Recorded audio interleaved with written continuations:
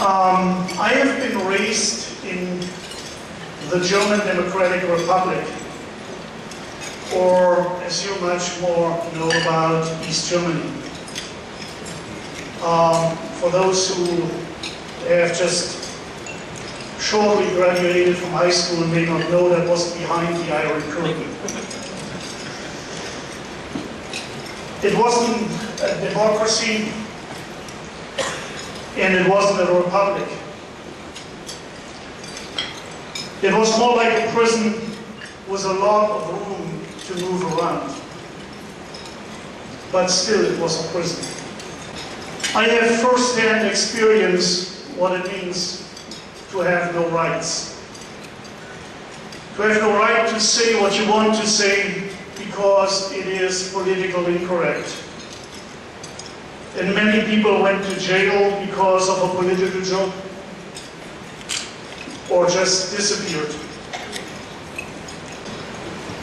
I know firsthand what it means to have no right to choose how to raise your children because you disagreed with the political direction of your government.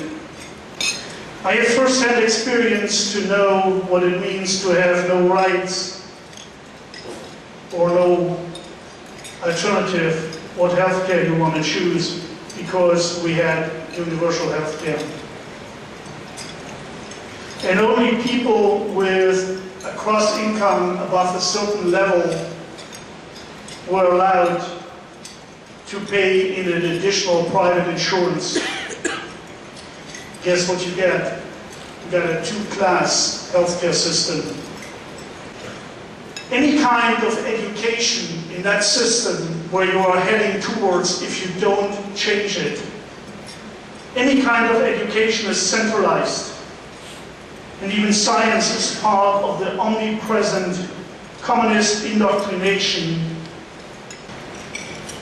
I immigrated to the United States in 2005 legally.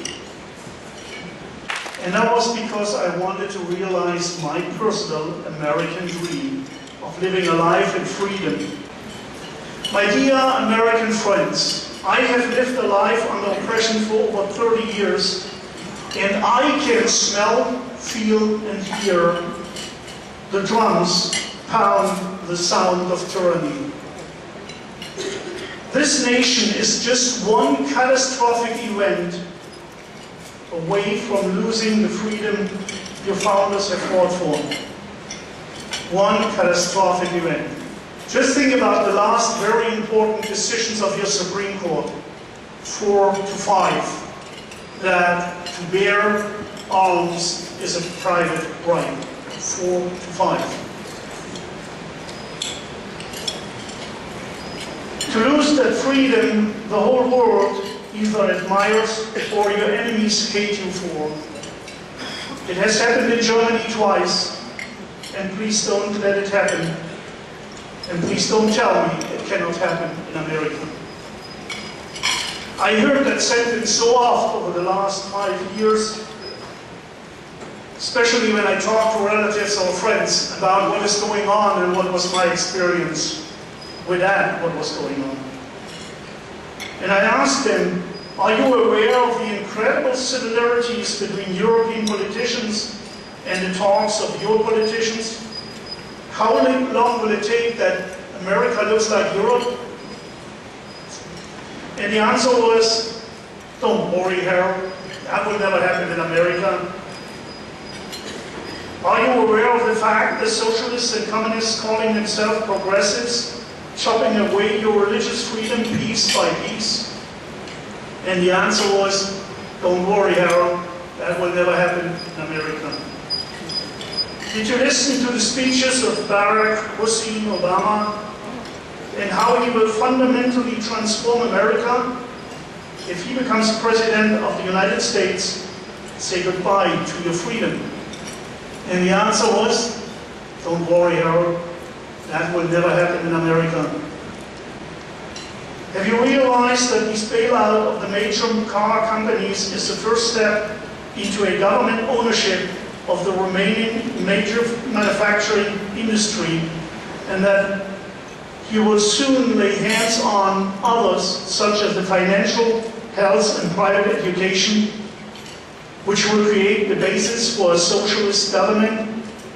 Oh no, Harold, don't worry, that will never happen in America. That was the answer again. How many more times do you believe I will get this answer?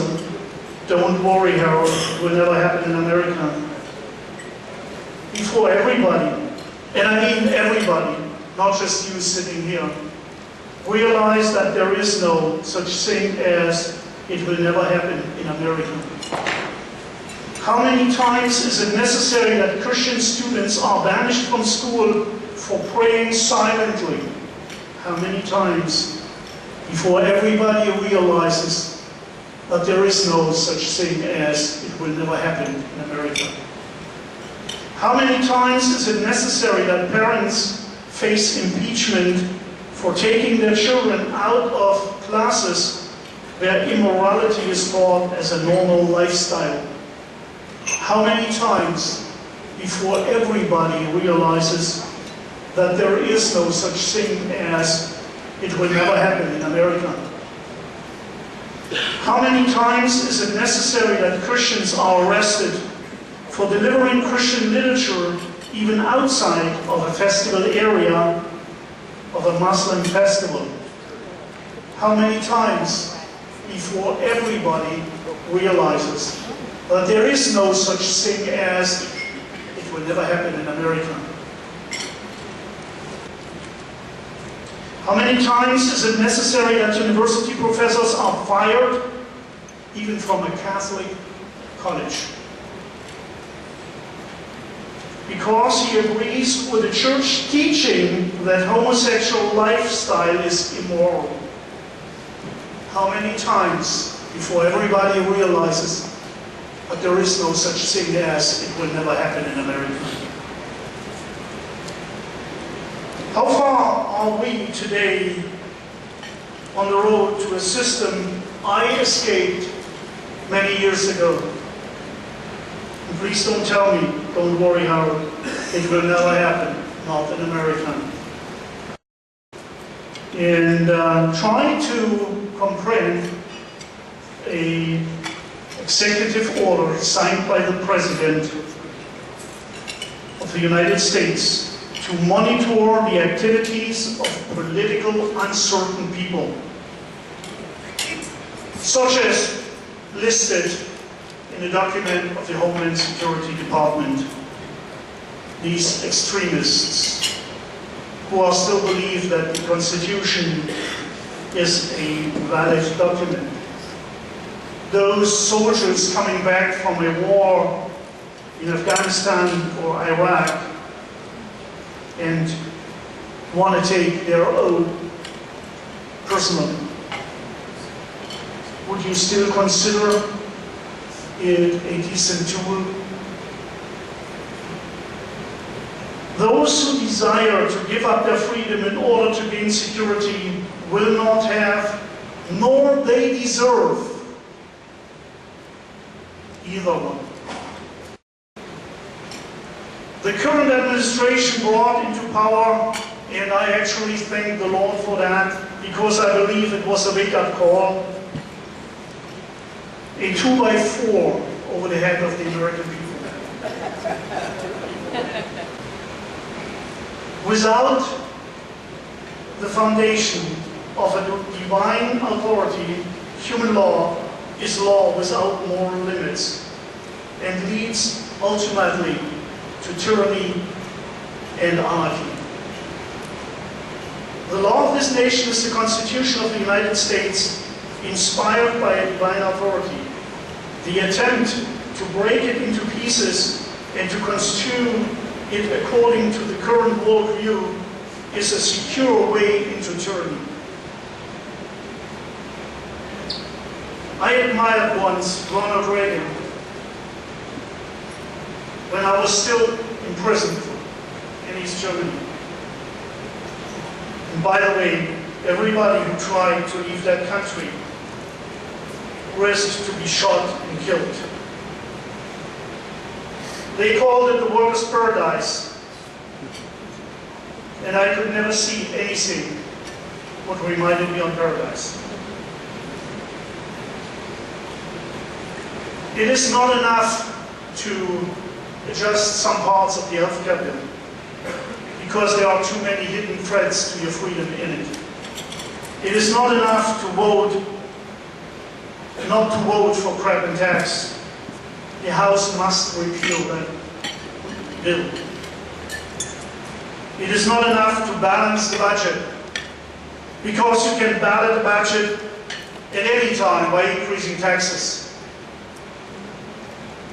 Reduce spending, and that is easy when the federal government is reduced to the powers in the Constitution. Let me finish with an appeal to you. See it as a privilege because you have the right to vote. See it as an obligation because when you lose it, you will never get it back. And remember the history which gave you that right to vote. How many people died for it and fought for it. Those 5,400 people, hungry, freezing, with bare up around their feet, bloody, without shoes, fighting your revolutionary war.